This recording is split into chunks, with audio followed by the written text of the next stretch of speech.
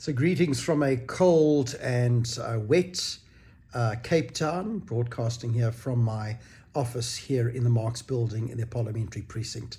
Great pleasure to be back.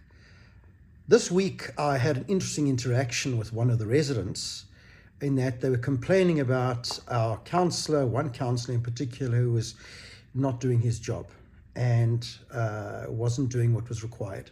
And I explained that he was doing the best he could under the circumstances, but they are not executive councillors, as I've said so before. He can ask officials to get the thing done and keep pushing and keep pressurizing the officials to get the job done. The resident retorted by saying that, if the official isn't doing the job, why doesn't the DA just go up the ladder and talk to the senior management that falls in line with that official? The problem with that is that the resident, and I'm sure many residents, presume that we are operating in a normal environment, an environment where officials are accountable, where the city of Johannesburg is running well, where there's a proper management system that ensures that the work gets done and officials do their job and are accountable and get it all done. Nothing could be further from the truth. They're all in the same boat. They're all corrupt. They're all lazy. They generally try and not meet the work that needs to be done. And of course, I'm generalizing. There are many very good officials working for the city of Johannesburg, but certainly the ones that have been approved by Luthuli House are there because they're ANC members, not because they're qualified, not because they're interested in getting the work done, not because they're interested in getting the city going, but simply because they are milking the public purse. And that's what residents need to understand. We're not in a normal situation. And so these councillors are under incredibly strenuous and stressful situations trying to resolve issues when all the way to the top, there's simply no accountability.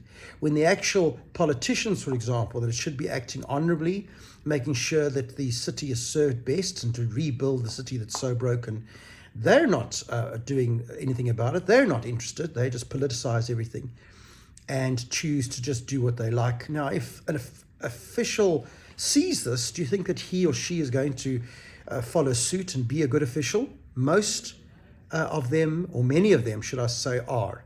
And I don't want to put them in the same boat. And you can absolutely tell the difference when you interact with an official that works really hard at how he reacts to your complaints and gets it done. But please understand that we're not in a normal situation. We're simply not in an environment where you can report an official to their superior, because it's not going to go anywhere. So that was my reaction. That is what I explained to the resident. The resident didn't like my answer. Well, I'm sorry, but I'm not going to lie. I'm going to tell the truth. And even if the truth is not the answer that you're looking for, that is the situation. And this is even more reason, another example, why we need to vote the ANC out in the next elections. And we need to ensure that we get as many people registered and as many people voting in the next elections so the DA can take over and start fixing Gauteng and national government, and we start having hope and a future. South Africa simply needs to be rescued, and now is the time where realistically we can find the ANC not being in government. Well, that's very exciting.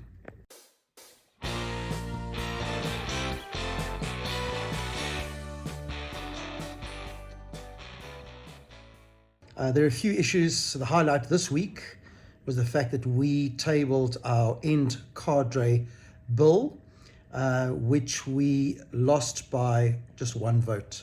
So the ANC, of course, opposed that end cadre bill because they want to continue cadre deployment and continue to thieve and rob the public purse. So just have a look briefly at what happened this week. Aims to end KDAD deployment, this as the party won a Supreme Court of Appeal case forcing the ANC to hand over KDAD deployment records.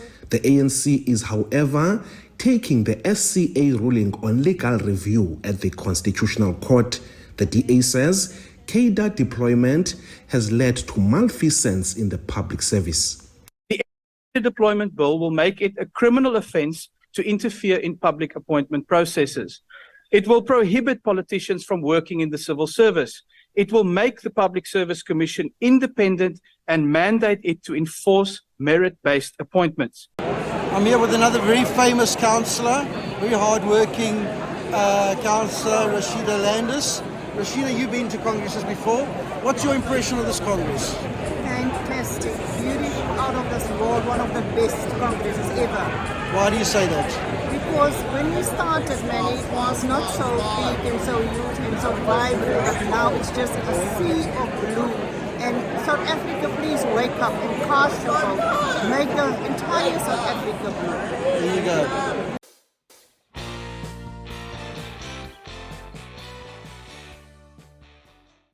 Good day, I'm here with Councillor Stuart Murray, Ward Councillor for Ward 54.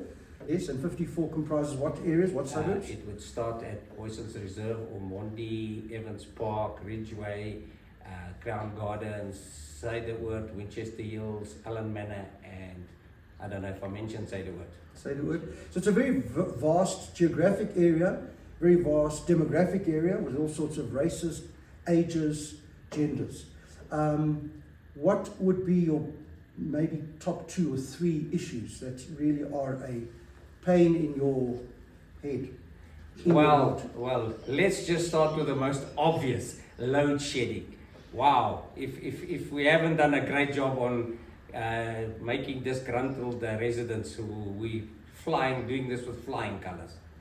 So load shedding, and what would be more, because load shedding is a national issue, which despite residents complaining to councillors about load shedding, it's actually not in your hands, even though you try your best. Yes. It's only when things like substations and other things, the local things take place or break down that you are really involved. So what besides load shedding, what would be another big issue? On my daily issues, I could have electricity outages.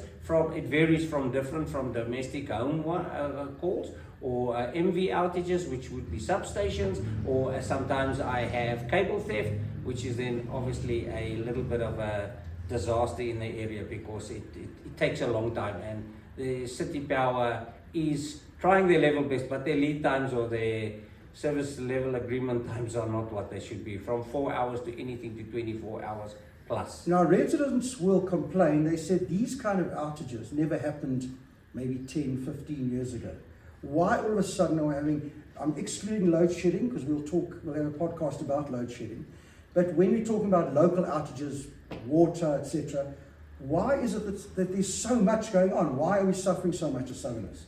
Well, it's very obviously, we haven't done the repair maintenance over the years, and we're now reaping the fruits of our infrastructure that's aged, and can't handle the on and offs of load shedding, obviously, but also we are more people being serviced by the same kind of pipes or electricity transformers, so more people, more load, more water, more sewage in the system than before. So what you're saying is the reason for these outages is because historically the administrations in Johannesburg haven't been maintaining and upgrading their infrastructure and also not catering for the growing population.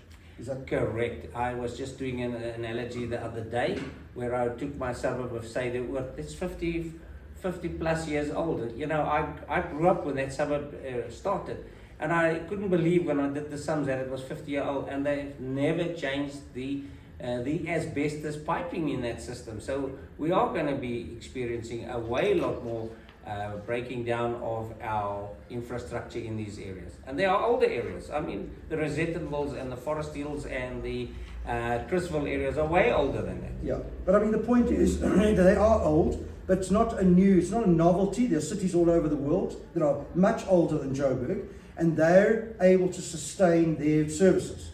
And that's because Joburg hasn't. The administration since '94 haven't upgraded.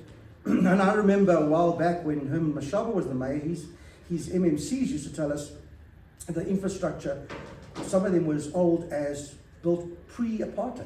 I mean, that's before 1948. I mean, that's very, very old infrastructure.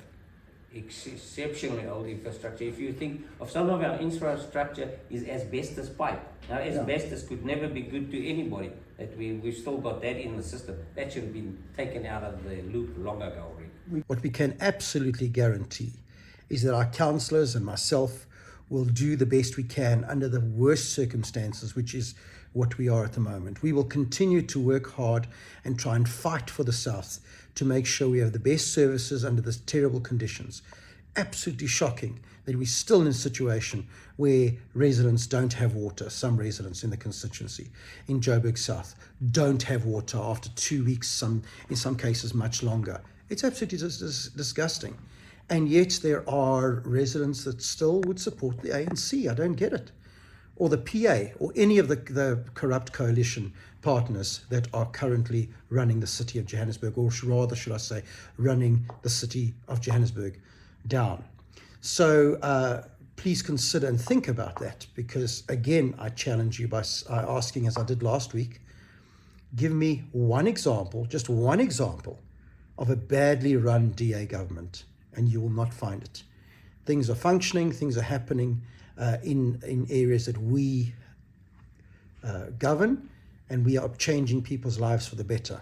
And my dream is that we win next elections national government, we win Gauteng, so that we can start fixing it and making it what it should be.